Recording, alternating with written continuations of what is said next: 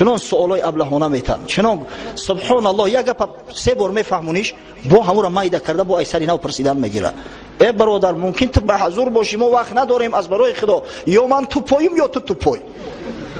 و نخواه یک گپ هر یک کلمه‌ش برات بفهمونن سه بار بگنت با هم سوالای سری نو بتی. میگه اگر در بالای خر تقم خشرو پرتای بزیر گلدوزی کردگی، هر کسی ای پیشش بگذره میگه عجب خری بزی بی، خوب خری خشرویی. همه خیلی ماسته خرک زیبا که در گردنش زنگولچه ببند، در قد کوچه ببرن، همه تماشاش میکنن. از همین خاطر لباس زیبا و آزاده پوشه. اما لباس زیبا و آزاده تو باید سنتی باشه. شما باید به محمد صلی الله علیه و سلم تقلید کنید، به دالچه و گبانه ها نه، به پیر کردن ها نه، به پیغمبر خود تقلید کنید.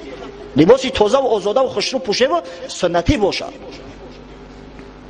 بیجی رنگش زردای سریدیل تای نابوتش پوشیده هم بگم سنتی باشد.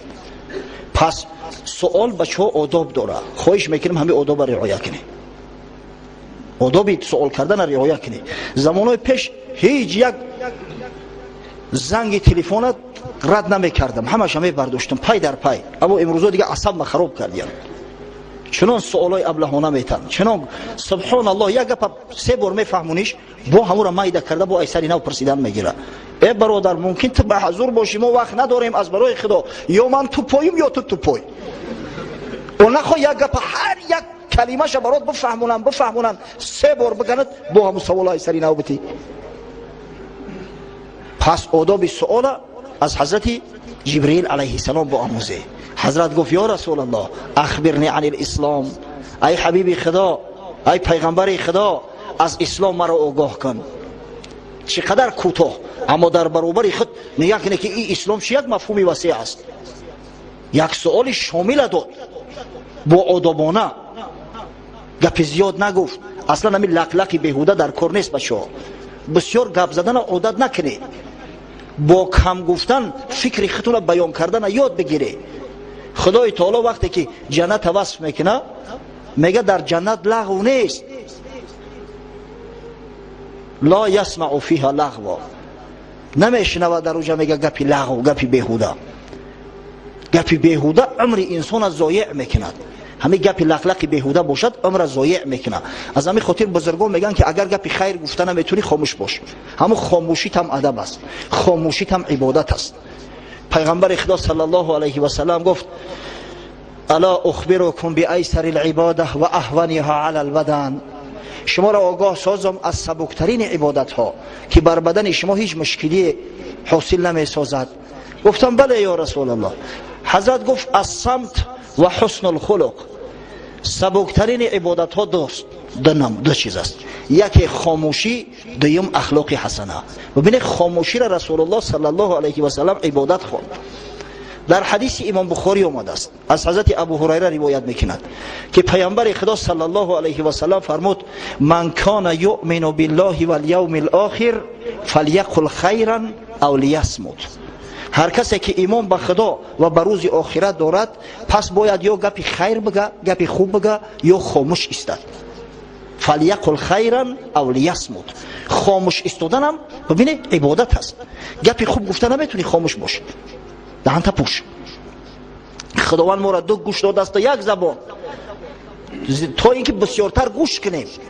امام غزالی درباره خاموشی گپ میزند، میگه گوش کنید بچه‌ها. ببینید اصلا همین کلام سخن چهار نوع می شود. یکم کلامی که مطلق زیان داره، سر تا پا هم زیان است، مثلا غیبت، مثلا دروغ. این کلامی هست که سر تا پا هم زیان است، همه در جان صاحبش جور است. دوم کلامی که سر تا پا هم ثواب است، خیر است، امری به معروف و نهی از منکر، ذکر خدای عزوجل. سیوم کلامی که هم سود دارد هم زیان، هم فایده دارد هم نقصان. چهارم کلامی که نه سود داره و نه زیان، نه فایده داره و نه نقصان. بعد میگه او کلامی که سر تا پا هم زیان است، از او اجتناب ورزیدن مسلمان واجبه. میخواهی که جان در عذاب نباشه باید از سخنی که همش زیان است زبان تا باز بداری خاموش باشی. خاموش ایستادن واجب است. کلامی که هم فایده دارد هم ضرر، البته که ضررش ای فایدهش زیاد است. از اما خاطر بهترش که او کلام نگوی. در کلامی که هم فایده داره و هم ضرر، بهترش او را نگوی. سوم، کلامی که نه فایده داره و نه ضرر، این گپی لغو و بیهوده ای، گپی بی معنی ای، عمر ضایع ساختن ای، پس باید ایش هم نگوی. چیمون؟ کلامی که فقط فایده داره. یعنی که اگر سخن کلام به 4 حصه تقسیم شود، 3 حصهش ممنوع ای، 1 حصهش اجازت. میفهمه؟ یعنی که باید از گفتن دیده بیشتر بشنویم، خاموشی را بیشتر اختیار کنیم. شخص میگه بچین شد پیش شیخ مرد هوشیار که ما رو از حقیقت کن خبردار. بچین شد پیش شیخ مرد هوشیار که ما رو از حقیقت کن خبردار. جوابش داد آن پیری طریقت که 10 جزو است در معنی حقیقت. پیش یک شیخ می روه یک مرد که حقیقت برام بیان کن. گفت حقیقت از 10 قسم عبارت است. بگویم تا اگر نیکو نیوشی، یکی کم گفتن است 9 خموشی. اگر گپ ما گوش کنی و قبول کنی، همو حقیقتی که تو میپرسی از 10 1 حصهش کم گپ زدن است، 9 حصهش خاموشی. زی خاموشی است در دست شهان باز، که بلبل در قفس نالد زی آواز. باز شهباز که خاموش است در بالای دست پاچه ها میگرده. پاچه که شکار برمد، شهباز در بالای دستش گرفته میگردونه. اما بلبل بیچاره که ای شهباز در خشرو ای دسته همو آواز شو، ای دسته همو چه چه شو، دائم بیچاره در دوی قفس ای. از همین خاطر بیشتر شخص باید کوشش کنه که خاموش باشه. از حضرت سلیمان ابن داوود علیه السلام روایت میکنن، حضرت سلیمان که گفته است این کان من فضة کلامک یا نفس فالسکوت من ذهب.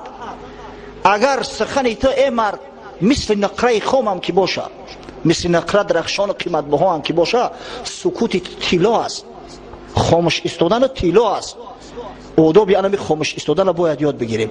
بعضی برادر سوال میکنه در تلفن، با برابرت گپ زده است. یه بچه حالی هم سوال تمام نشده است، تمام شده است، او تمام شده است، دم تبگی ادم خب بیست اگر من نمیتونم بفهمونم جواب شد. او تو برابری من گپ زده است، ای کجا دیگه من خشم میته که جواب میتونم بتم. سوالا که کردی باید خاموش بستی که جوابش چی میشود. و احمق ترین احمق ها کسی است که با دبین سخن میدوه، صبر نمیکنه تا آخر سخن گوش کنه، دبین سخن میدوه.